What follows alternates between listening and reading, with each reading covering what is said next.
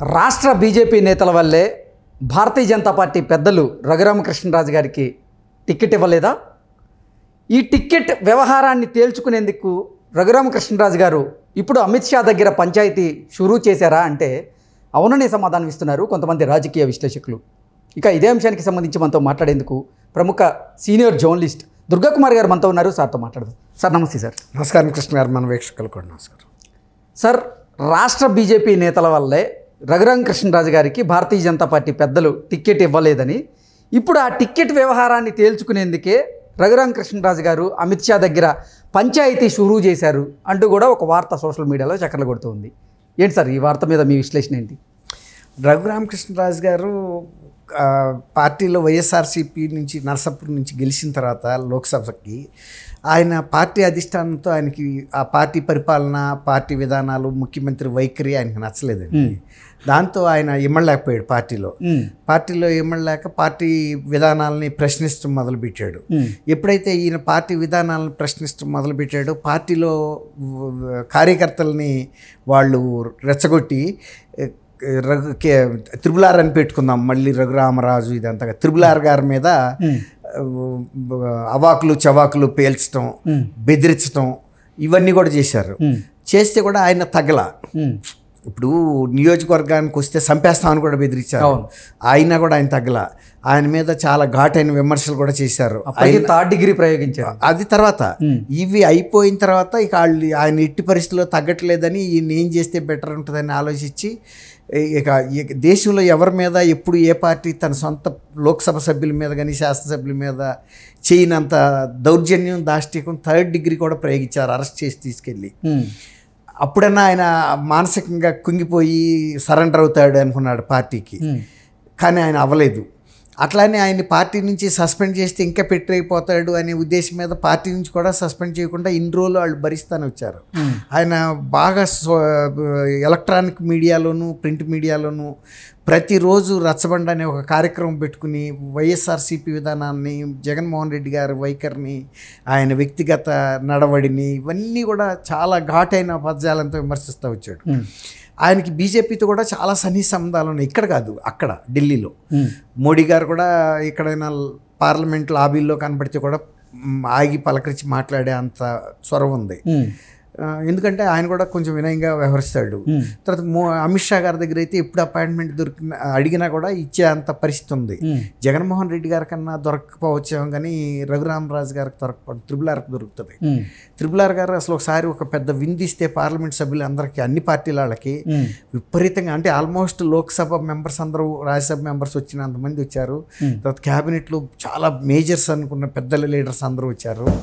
దాంతో ఈ విజయసాయిరెడ్డి గారు అప్పుడు ఫ్లోర్ లీడర్గా ఉన్నాడు. అలా విజయసాయిరెడ్డి గారు పిలిచినా కూడా అంత ర్యాపో ఆయనకి లేదు అక్కడ, అంత పలుకుబడి. ఈయన పలుకుబడి చూసి షాక్ అయిపోయి ఈయన్ని ఎట్లా కట్టడి చేయాలనేది ఇంకా కసి పెరిగింది. ఎప్పుడైనా జగన్మోహన్ రెడ్డి గారికి తనకు మించిన నాయకుడు ఆ పార్టీలో ఉంటే ఆయన తట్టుకోలేడు. ఎందుకంటే ఆయన కింద స్థాయి నుంచి రాజశేఖర రెడ్డి గారి లాగా రాలా.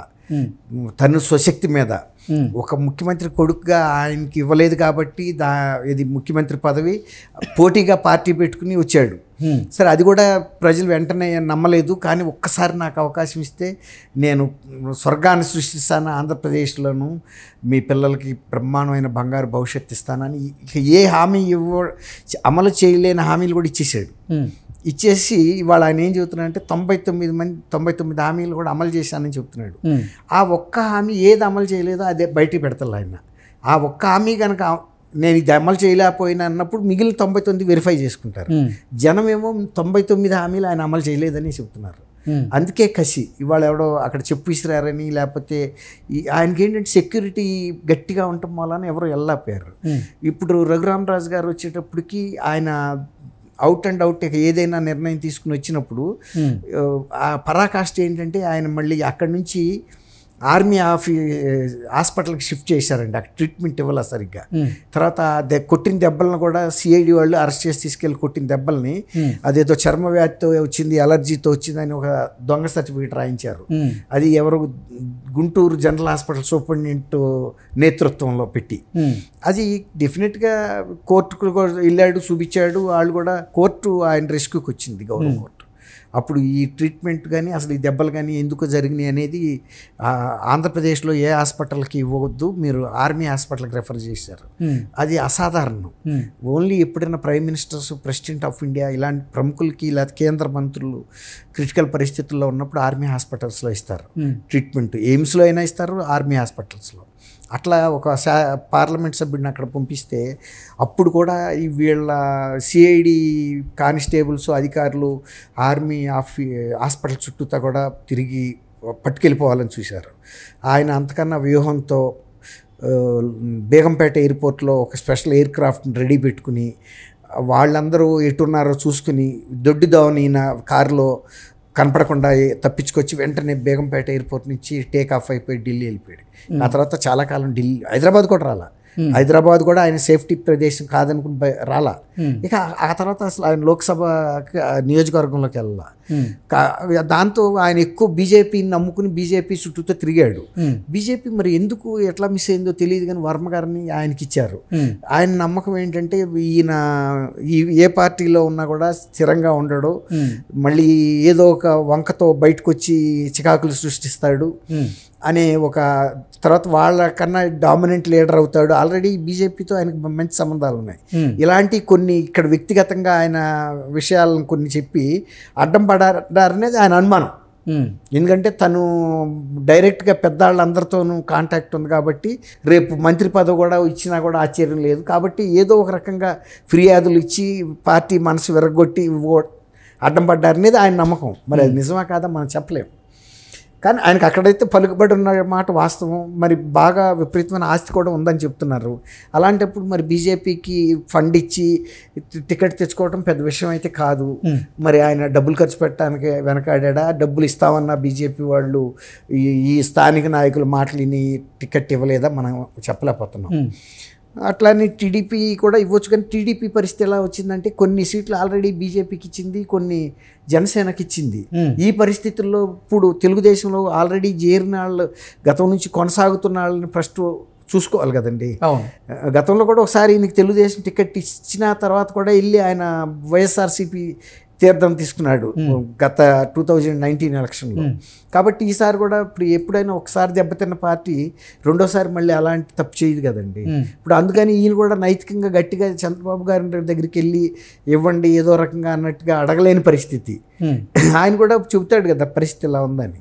అప్పుడు జెండా సభ పెట్టినప్పుడు కూడా ఆ సభలో కూడా ఈయన పార్టిసిపేట్ చేశాడు. నాకు సీట్ వస్తుందని కూడా అక్కడ అనౌన్స్ చేసుకుంటాం. ఎంపీ అభ్యర్థిగా నేనే బరిలో దిగబోతున్నాను. వీళ్ళు ఏమనుకున్నారంటే బహుశా బీజేపీలో మాట్లాడుకున్నాడని అనుకున్నారు. ఇప్పుడు బీజేపీ ఇవ్వలేదు, వీళ్ళకేమో టైట్ అయిపోయి వీళ్ళ పరిస్థితి ఉంది. కానీ ఆయన బీజేపీలో ఏదో రకంగా మేనేజ్ తెచ్చుకుంటాడనేదే చాలామంది హైదరాబాద్లో కానీ కొంచెం ఢిల్లీ వర్గాల్లో ఉన్న పరిస్థితి ఏంటంటే తెచ్చుకోగలుగుతాడు అని నమ్ముతున్నారు.